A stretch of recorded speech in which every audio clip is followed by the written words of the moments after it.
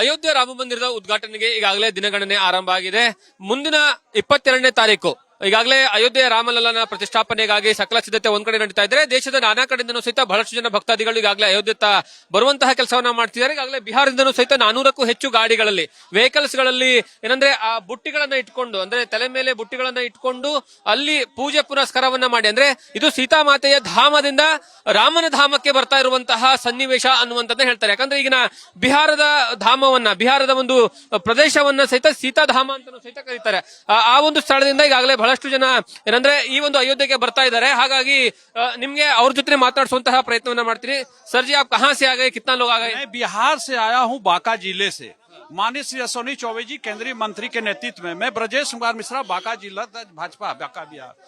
मैं मंदार पर्वत जो जिससे समुद्र मंथन हुआ था, जिस पर्वत से अमृत और विष निकला था, उस पर्वत से वहाँ के पापरनी सरोवर का जल और मिट्टी लेकर आया हूँ, जिसे राम जी का जलाभिषेक होगा। उसके लिए हम लोग आए हुए हैं। ये बहुत सौभाग्य है हम लोग के लिए, और बांका वासियों के लिए भी सौभाग्य है कि माननीय श्री अश्विनी चौबे जी के नेतृत्व में आज हम लोग जो 22 तारीख को राम जी का जो अभिषेक होना है, उसमें ये जल यूज होगा। जय श्री राम। कितना लोग आए, कितना गाड़ी में आए? हम लोग लगभग 250 गाड़ी से आए हुए हैं, लगभग 1,000 आदमी से ज्यादा है। क्या क्या लेके आए वहां से? हम लोग जल वरा लेके और मट्टी लेकर आए हुए हैं अयोध्या से।